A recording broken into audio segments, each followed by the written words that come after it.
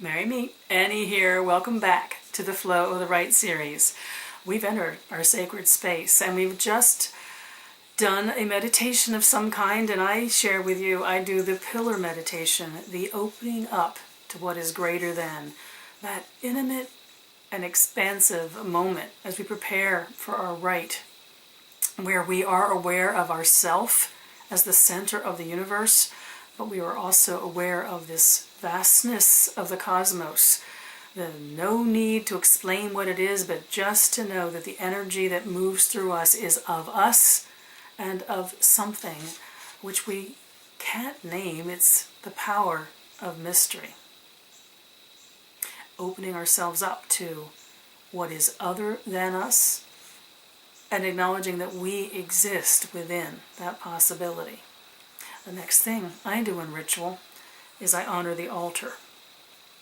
It's awareness too, when we've done that meditation where we're so out there, we've expanded ourselves literally to the ends of all existence, and now we bring ourselves back to this altar that is in front of us, honoring that this is the place I'm beginning from. Our altars are seen as that microcosm of all that exists. The meditation opened us up. We acknowledged the vastness of everything, and now we bring it down, literally, onto the sacred space of our altar. It's a confirmation of the altar as all things possible. You'll all develop a technique of honoring what your altar is to you. This honoring of the altar that I do at this point is not some long and involved process. It is simply the laying of my hands, putting both hands palm down on the surface of my altar. I'm aware of that altar, though, not as a piece of furniture, not as something fixed to this world, but since I have experienced the expansion of the pillar meditation, I'm experiencing the altar as the center of that. In other words, my center and the center of my working for the evening. With my palms upon my altar, I just keep still for a moment and allow the sense of this vastness that I have experienced in that pillar meditation to feel it come down and around me and just come through my palms and center into the altar. It's a matter of visualization, of feeling it. I literally feel when I have my hands on the altar that if I start to raise my hands a little bit, that the altar moves and disconnects itself from what holds it to this world. No, it doesn't really do that. The energy that I feel, though, it's doing that. The sense of laying my palms on it and then feeling, if I raise my palms up just a little bit, that the altar itself exists separate from everything around it. It's not connected to floor or space or ground anymore. You're honoring the place that you're going to start from and the place you're going to return. Both of those things equally important. We're going to start from this place that we've set as the center, literally, of all of existence. This little place back here, the altar that I'm working on. For that working will be the center of all existence. The place of infinite possibility. It's also the place that when I am done, literally settles back into this world. It brings me home at the end of my ritual. So the act of honoring your altar logically follows after you've done some act of meditation or visualization, which puts you at the place of, it's huge, it's immense, it's just beautifully large and expansive, and you just feel your energy just going, whoa, way out there, and then you bring that all around you like a cloak, and you bring it down and you lay it, in a sense, on your altar. Your altar then, in your mind's eye, is the place at the center of all of that possibility. This, in my rite, is the place I then honor my matron. The reason I do it here is she resides in image on my altar. I have a statue over there and I have a candle over there. You may or may not have a matron or a patron. This is not the god and the goddess that are the center of your rite. This is an entity which inspires and guides you one-on-one, that you have a relationship with, for me, it's Hestia. I like to honor her at this place in my ritual because I want her by my side throughout the experience of the ritual. Now let me put an aside here for you. Do you have a matron or a patron that you see as that kind of ally to call to your side in your rituals and meditations and experience them, having one-on-one conversations in a way and having them be there for you? Do you have that yet? If you don't yet, but you're exploring relationships with some particular gods or goddesses, it can be a good thing to put them in this place.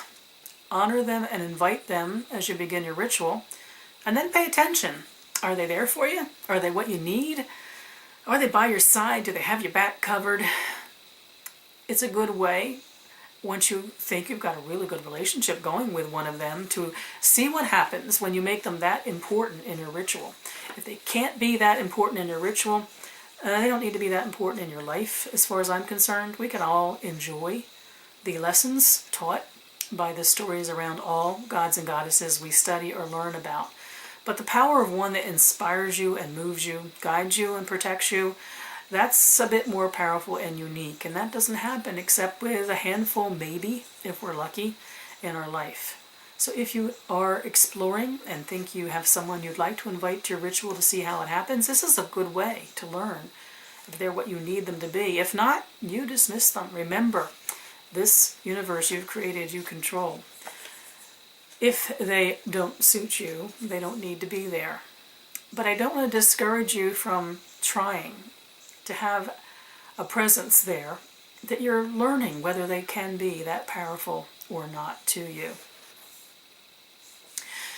When I honor my matron, I have a particular phrasing that I use. I want to share it with you to show you what it can be like when you are at the point that you've dedicated your altar and now you want to invite your matron or your patron to be there with you. At this point in my rituals, I always call on Mother Hestia, who is my matron. I have a call that I use for her. I call out, Mother Hestia, your daughter calls you. I ask that you watch over me and guide me. I offer you my best intentions and my devotion. And I most sincerely request that you see that my work is well done. Seeing that your work is well done is an old witch's adage.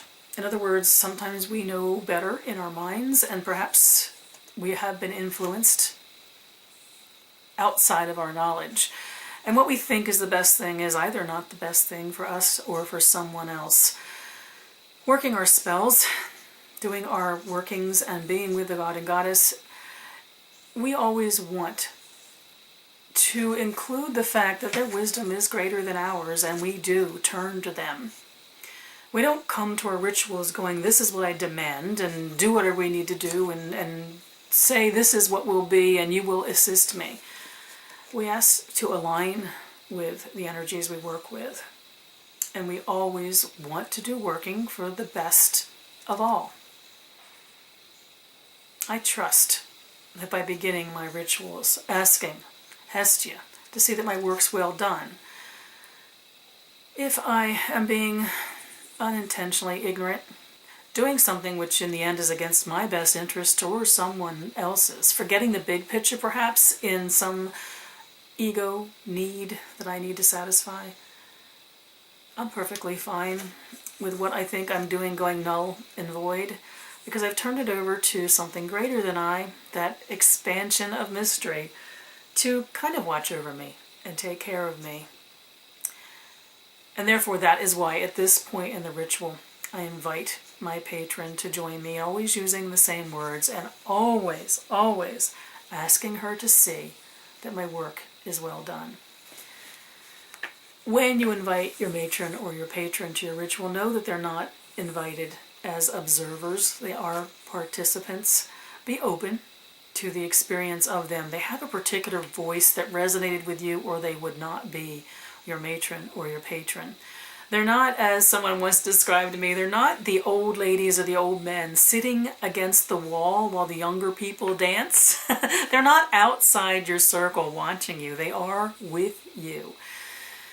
And if you're exploring a relationship or you already have a relationship with a matron or a patron, it's really a good idea to bring them in at the very beginning of your ritual. The next thing I do, which is altar-centric, is I dedicate the altar to the working of the night. I specifically do this by using a call to circle, which is fairly common in public rites. It's something that I certainly have used countless times. When the covenanters are standing outside the circle and it's about time to come into the circle, there is a pretty standard with variation call to circle which goes, "This is our temple. We enter with respect, blending our energies, knowing that together we are more than we can ever be apart. It is by our presence we declare this place sacred, a place of worship, truth, and beauty." And if we were in a situation where we were with others or in a public rite, that's the point at which people would be called into the circle. I didn't want to give up the essence of the call to circle.